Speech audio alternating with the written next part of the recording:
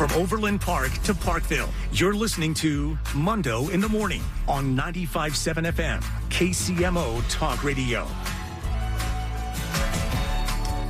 A lot of opinions, but there's also some good reporting going on.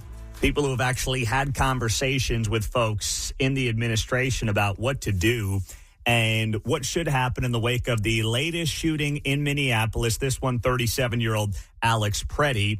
And that's gotten all the national attention, obviously, over the last 48 hours. So we're being joined by Erickson. He is the host of the nationally syndicated Erickson Show here on KCMO Talk Radio. Eric, good morning. I'm intrigued by something you put up on social media last night, that you had a conversation with a senior Trump official in the wake of another chaotic weekend. What was your takeaway from that conversation and where the administration might go from here? Yeah, about 11 o'clock last night, late night phone call. And the takeaway I get from the White House is that the president is actually really concerned about this. In contrast with Renee Good, it was pretty obvious that she was obstructing ICE, had been harassing them all day and then hit the agent. This is a different situation. The Alex Preddy, based on what we now know, he did not pull his gun. He did not brandish his gun. The agents found his gun. It may have discharged after it was removed from him, but it's now not disputed that the agents got the gun from him. He never pulled it. They might have found it on him. Then to have Christine Nolman and Greg Bovino come out and other members of the administration come out and question his Second Amendment right to have a gun at a protest, which he had a right to suggest that he wanted a mass casualty event, to call it a military-style weapon. A lot of that has rubbed the president the wrong way, and I suspect we may see some level of change within the administration on the policy or the personnel involved.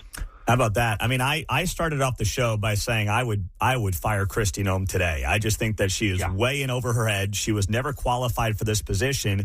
And, there's a lot of course, allegations and things involved with her and Corey Lewandowski, who's also heavily involved in her policy plan. I mean, Tom Homan's forgotten more than Christine Nolman ever knows on this issue. Do you see that being a play? Yes, this is part of the problem is the Fox News and the Washington Examiner and the New York Post, all three conservative outlets, report that because Tom Homan's the border czar, he doesn't really have authority. He's got to act through other people. And Christine Nolman and Corey Lewandowski have sidelined Tom Homan and Todd Lyons, the head of ICE. So just keep in mind, whenever people are blasting ICE for this stuff, it's actually the Border Patrol. And even the head of the Border Patrol has been marginalized by Nolman because the three of them, Todd Lyons, the head of ICE, Michael Means, the head of Border Patrol, and Tom Homan, the head of, the border czar, are all opposed to these sorts of public confrontations and roundups. And so Nolman elevated Greg Bovino, who's a deputy Border Patrol agent, to be in charge of these efforts that have escalated the tensions. No senior official within the Border Patrol or ICE supports what is happening right now, but they can't stop the Secretary of Homeland Security from doing it. Okay, so what does this then mean for Christine Nolman, you think, who President Trump has been loyal to, arguably to a fault, and what her future may be? I would like to see Christine Nolman ousted. I suspect she's going to get summoned to Congress here very shortly, and she's put the Department of Homeland Security appropriations measure at jeopardy. And in fact, I've got to tell you, I think members of Congress would have been more willing to advance the Department of Homeland Security budget had Christine Nolman not had the press conference where she attacked this guy as a domestic terrorist. They would have wanted questions answered, but they wouldn't have stopped it. She has undermined her own department. I don't know that the president is going to change her because, again, he is extremely loyal, and particularly when people come after his people, he protects them. In this case, she's becoming more and more expendable. That's a good point. Erickson is here on KCMO Talk Radio. So are there other things that you are hearing from the administration or from Republican Party sources as to what this week may look like and how this situation may unfold after what took place in Minneapolis? There's going to be a lot of pressure, I think, to repeat the line that this would not have happened had Minnesota and Minneapolis cooperated. I had suggested this weekend that was a line they needed to take. The president yesterday essentially put that out on social media that these two people would be alive had Minnesota and Minneapolis cooperated. Now, the Democrats are saying they are cooperating, but it's very nuanced that they're trying to hide from. They cooperate with Homeland Security if someone has been arrested, convicted, and incarcerated and is on their way out of jail. They'll call ICE.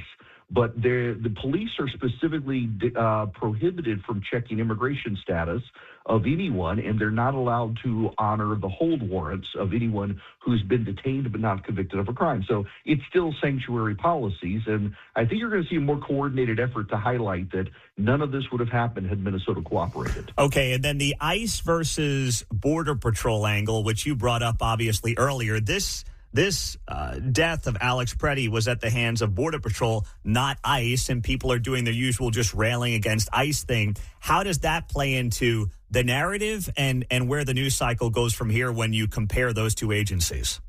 I think they've got to elevate Tom Homan back into this. See, the reason that ICE is not in charge is because ICE is very targeted. They have someone they want who's either criminal, they know is a drug dealer, gangbanger, or accused of a serious crime. They go target that individual. They weren't doing it fast enough for Christine Nolman, so she pushed everything over to Border Patrol. Border Patrol doesn't have ICE's training. These sorts of mistakes are more likely to happen. They're not fully trained as law enforcement, and they're doing the mass roundup. So ICE, for example, opposed going into the Targets and the Home Depots looking for people who might be illegal aliens and rounded them up.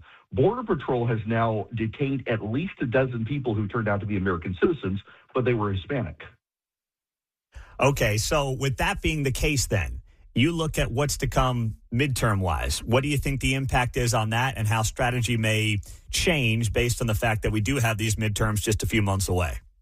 I mean, I know Republicans in the House and the Senate are begging the president to change tactics here because they think it's going to blow up in their face. The thing is, most Americans support the deportations. They just don't support these mass roundups, particularly when permanent residents and American citizens are getting rounded up. So there's got to be a change in policy. And frankly, I think the president can continue the deportations and change the policy, and it looks like he's become reasonable on this, and people will give him the benefit of the doubt because they do support the ultimate policy. Yeah, no, that's a good point. Eric Erickson on KCMO. Thank you for being here. I really appreciate it, Eric. We'll talk to you soon.